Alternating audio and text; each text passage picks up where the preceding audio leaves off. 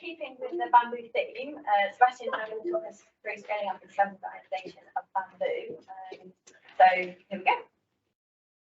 Thank you. Okay, actually I'll take this opportunity to recap the two questions of the day. So what we're trying to focus on today is what are the barriers towards scaling up of low impact materials, because we all know that low impact materials are good, and how can these barriers be overcome. So in general, during these presentations, if you can think about those themes, and that's what we'll focus on in the workshops as well. So we set these questions, and then when I was putting this presentation together, I've tried to tackle these two themes, but I think everyone's going to tackle them in their own way, which is very interesting because it's quite an open question. What is a barrier? What does scaling up actually mean? So this is just my perspective based on my experience, but already I've learned a lot from what other people have been saying and different people's experience. So I think we're going to have a lot of really good information we can collate at the end. So,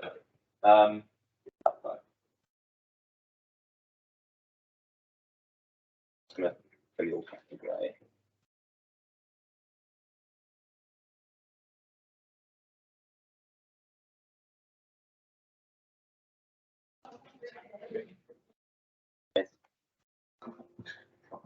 Lots of it, so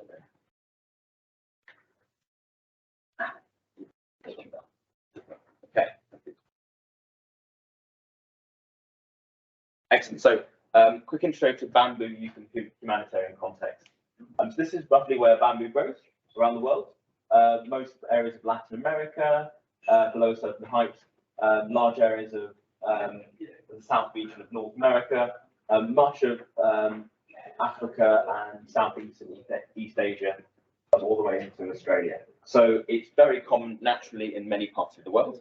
And bamboo has been used in humanitarian development contexts in many disasters, post-earthquake, post-cyclone, and post-flooding. Just a few examples. We've had the Nepal earthquake 2015.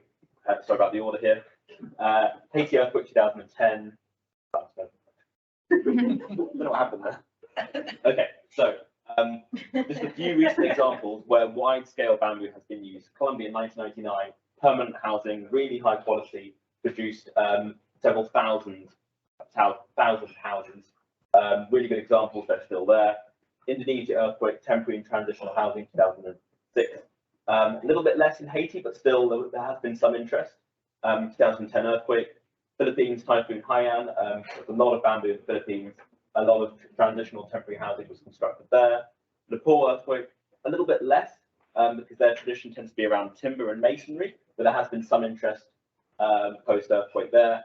Ecuador earthquake, in Ecuador, there's a lot of tradition about using bamboo for permanent houses, so a lot were constructed post-earthquake.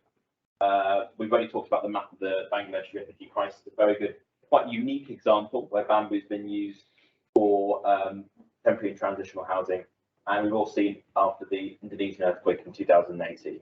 So very commonly used, and we'll expect this list to continue because it's such a useful material for that temporary and transitional phase, but also permanent housing. So we are talking about humanitarian development contexts, so we're also talking about permanent housing here. Also, large-scale permanent housing has been constructed as part of development context. Ecuador and Costa Rica, one of the best examples in the world, actually, of permanent bamboo housing is in Costa Rica. Not many people know about it. Several thousand houses were constructed as part of a UN-sponsored program in the 1980s. The houses are still there, and if you look at them, they are, I think, the best example in the past 40 years of permanent bamboo housing. But unfortunately, it's not widely published enough. Now, traditional knowledge and experience of bamboo varies significantly across countries, but barriers are broadly similar between contexts. When I say very significantly, it's actually Latin America that has the best example of permanent, let's say, middle range housing, bamboo housing. You don't really see that as much in Africa or South and East Asia. But in Latin America, over the past 100 years, they developed a vernacular, which is actually really good. And it's not a housing for low-income people. It was a traditional house that was used for middle-income people. So there's a lot we can learn from that. Barriers are broadly similar between the contexts. That's based on our observations of course, they do differ, but there's a lot of similarities between. So I've just listed off a few barriers that we've observed. I think one big one is the negative perception of bamboo. We see this as a problem. Again, not really not temporary housing. That's not really a problem because that's in the phase when we just want to construct something very quickly, and the affected people really want a shelter as quickly as possible. But for transitional and definitely permanent housing, this perception kicks in, and it means that a lot of people are against it. A lot of often for good reason. There's this negative perception. It's focused around durability. Bamboo is considered a poor man's poor person's wood, sorry, and even wood is considered sometimes not as good as, say, reinforced concrete. Everyone wants to live in Joe Bloggs' reinforced concrete house next door, as opposed to why would you want a bamboo house? So this is definitely a problem in terms of permanent housing. Industrial pressure and corruption. Now, this is an interesting one. Costa Rica is a very good example of this, where this program was so successful, that permanent housing program, around several thousand houses were constructed, and it was going really well. Their houses were far superior to the precast reinforced concrete houses that the government was producing. They cost a fraction of the price. They were superior in every way. They started to get death threats from the precast concrete industry, and because of that, they had to stop. So that's a real shame. There may be other examples, but that was a really good example where, unfortunately, they had to stop because of corruption.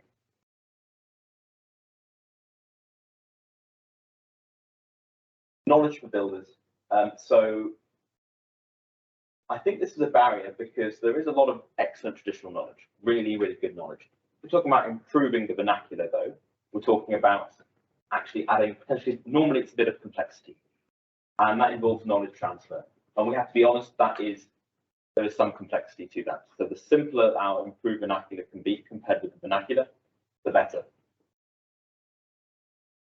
And we have to remember that most construction post-disaster and in development context is fully self-built. So if we truly want to have housing that can be self-built, it's got to be as simple as possible. And upskilling and knowledge transfer, we do it widely, but it can be expensive and challenging. So I think that is a barrier. Barrier number 4, desire to reinvent the wheel.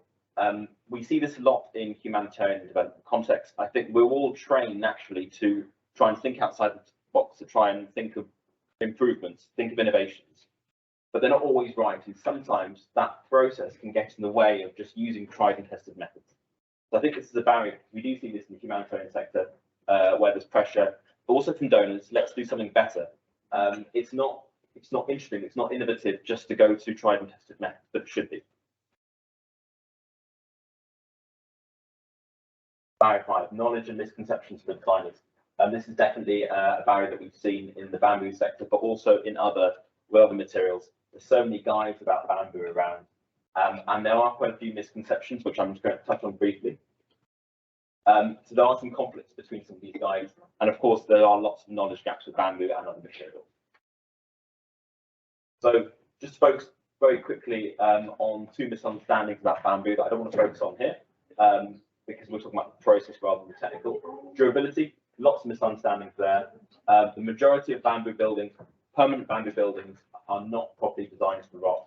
Quite a strong statement, but based on everything we've seen, we're very confident with that. There's a big misunderstanding that treated bamboo can be exposed to rain. You can see that the world over.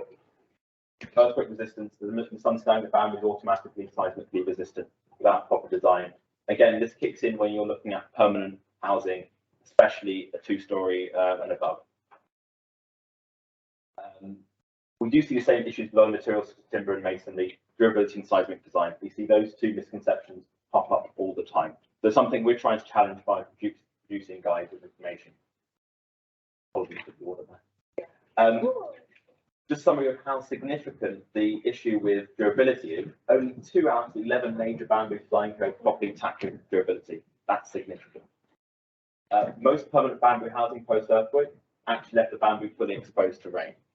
And that's Ecuador, where they have a bamboo code that's recently published, and they have a lot of experience there. That's how far away, that's how strong the misconception is there. And drying practice such as casting in bamboo concrete and leaving bamboo exposed to rain continues to be used internationally. So how do we overcome these perceptions? Perception one, sorry, how do we overcome these barriers? Barrier one, perceptions. There are some very good examples of high-end bamboo structures. And I think this is starting to change the perception. Hopefully we can replicate as well other materials, because then people start to think, not just donors, but also the end user. If they start to see high-end housing and structures, they think, actually, I'd be quite happy to live in a bamboo. We have seen these perceptions change. This is in Colombia, excellent example of permanent bamboo structure. They have bamboo bridges in Colombia, and actually they're very high quality. This is in Indonesia, a bamboo community center, and all quite mid to high end, but then visually they look very good.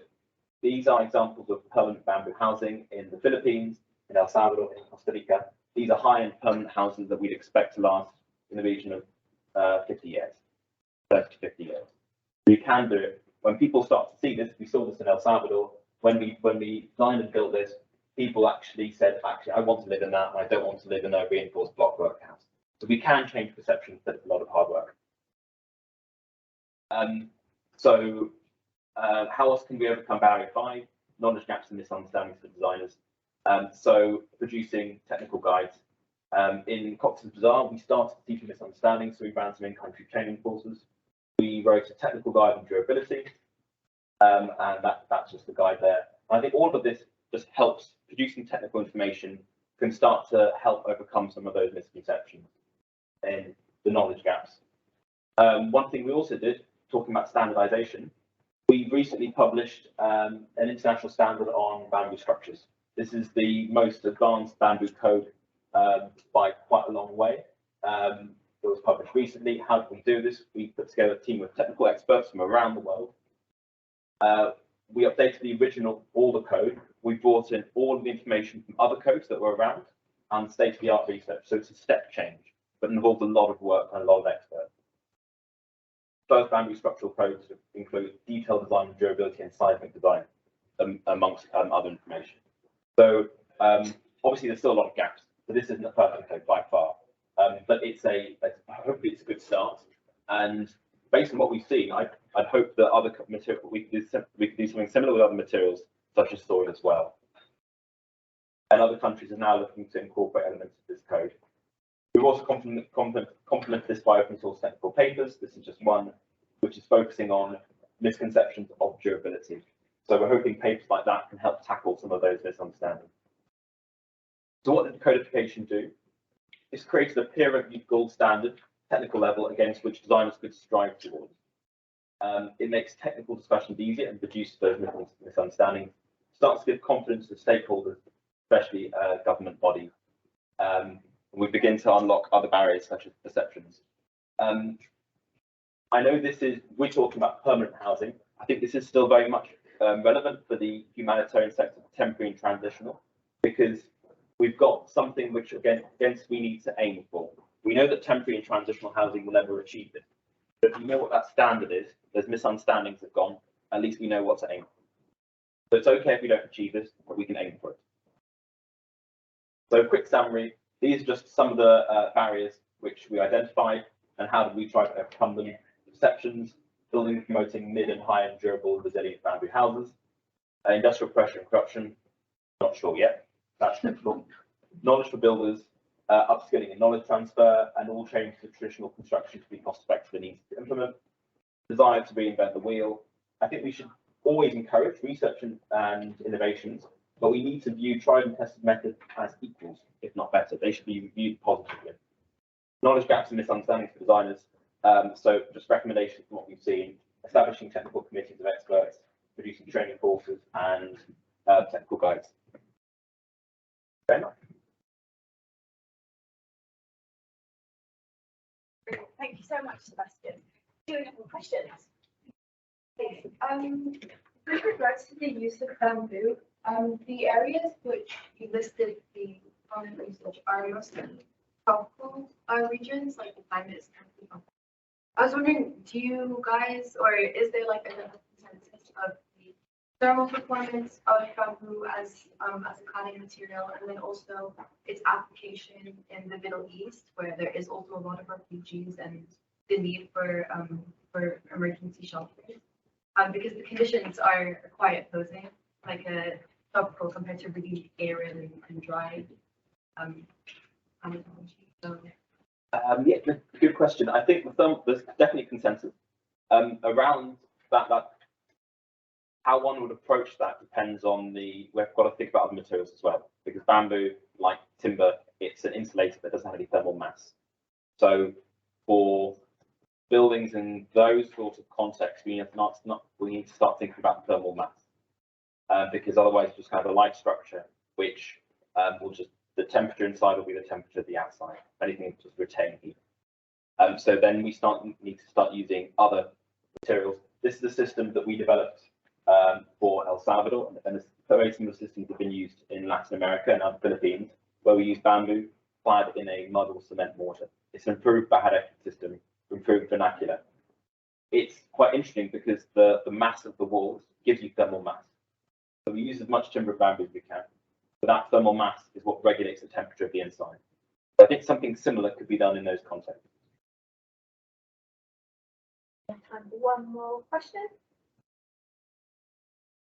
Go ahead. I ask about the scalability of knowledge transfer programs when talking about builders transferring knowledge, trying to increase the standards of local construction. Are there precedents of that being done at scale?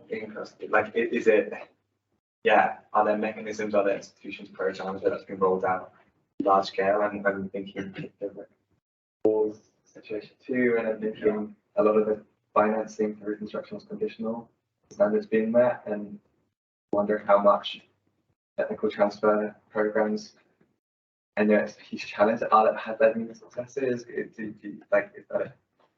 Yeah. I'm not sure. I think it's a good question. I'd ask the audience if anyone has any good examples. I can answer that because I was actually the donor, body trying to get other donors to be aware of it. Absolutely not. Okay, that's what I thought. Absolutely, and that's one of the reasons it hasn't really gone to scale. That nobody has taken it seriously enough to do the kind of, to follow up, back to the former slide on scaling up for the perceptions, the skills base. Actually, it links very nicely to our next talk. Well, then perhaps the same way. Excellent. Thank you very much for your question. Okay, so to wrap up the discussion on bamboo, we're going to hear from Magnus, who's going to tell us a little bit about case studies in Mozambique and Pakistan. And other countries, yeah. And for this, I'm going to ask Eva to help. Eva is much just that this is really your expertise. Maybe if you could describe your background in bamboo a little bit and where you're going with the institution in Spain and for Foundation and so on. Okay, well, tomorrow I also will talk about bamboo if you're going to in the ship, but I don't want to repeat the same. But yeah, I'm an architect and I have been working in the shelter sector for 7 years. And I discovered the first time I found bamboo was in South Sudan, where we also were supplying bamboo to all the country, and we had a problem with the treatment. And then I started researching on how we can increase the lifespan. And then I fall in love with the bamboo, and the relationship started there. But there is much more than the technical aspects of this material that inspire me, and this is what I'm going to talk tomorrow. And that's actually may link with your question, and I could talk about this for hours. But yeah, and last year I was coordinating the cluster after I took over from Magnus in the Mozambique shelter response, where also there is bamboo. So I was really excited, and also there is this. That's what I strongly believe. If there was a space to set up an emergency response with a massive displacement in a more sustainable way, and that's with a natural disaster plus conflict. And bamboo was what led me there, but also it was pretty much what was available. And then it was, yeah, and also what he just mentioned. I'm from Spain, and I am back home. I am just I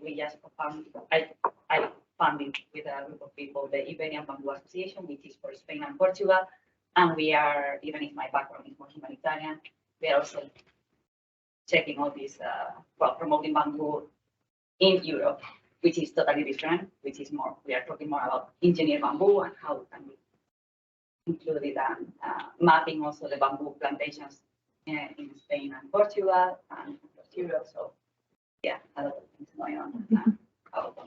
Thank you. Thank And I you. think that speaks also to Seb's map of where bamboo is grown, sort of stopped in middle Africa. And then, so your institution's work looking at where it's grown in Europe is going to be really interesting too. It is growing in parts of Europe, so maybe in parts around the Middle East as well. But maybe it's limited because there's not enough water and so on. You know, it's very water hungry. But where you have vast refugee camps, what do you have? Hundreds of tons of sewage a day.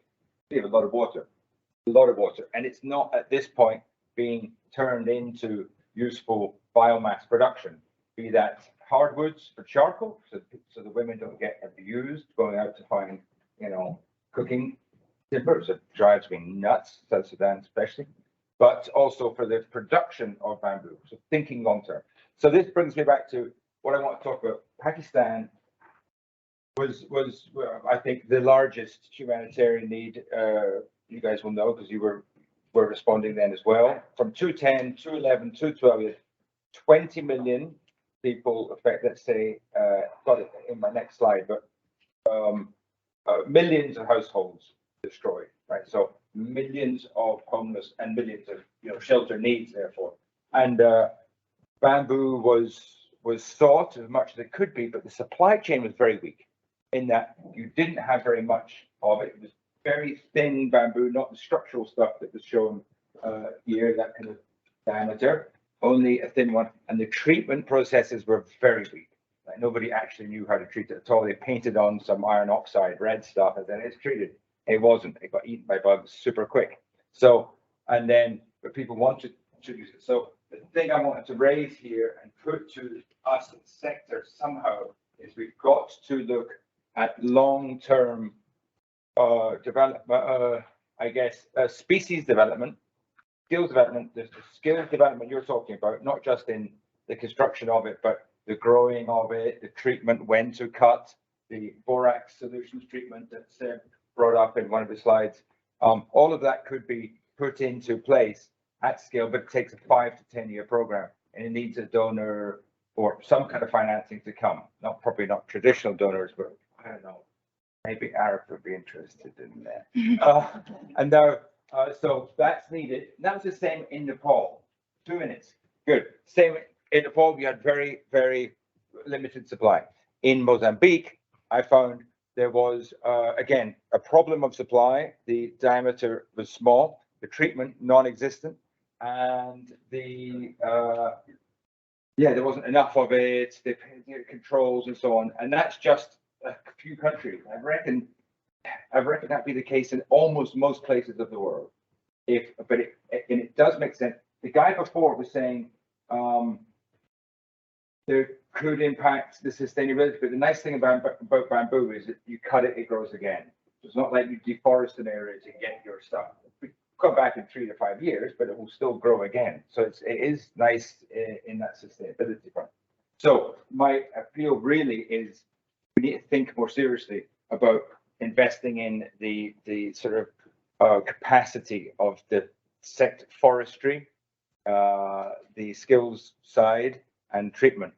Just when we were in Mozambique trying to buy borax solutions to treat some stuff, we couldn't find it. It was such a pain, and IOM procurement didn't help. It was just, but also it just wasn't available. So we've got to start thinking about these things a bit more strategically. Like can we do it in the Middle East? Where can it grow in the Middle East? Can it be linked to sewage treatment systems? So you're using up all that wastewater in an effective way, because it could grow. Because most camps are long term. What's the statistics? The camps I think will be there for a year or two, stay for 30 years. So the average is like 15 years. So you might as well start right away with all that wastewater, even in a desert or very dry land like in Jordan, which would have this, or north of Kenya, long-term Somali camps, 30 years and so on. So it was just to put that out there. I don't know, we were trying to find a little slot where we could switch. Thank you, sorry. Brilliant, thank you.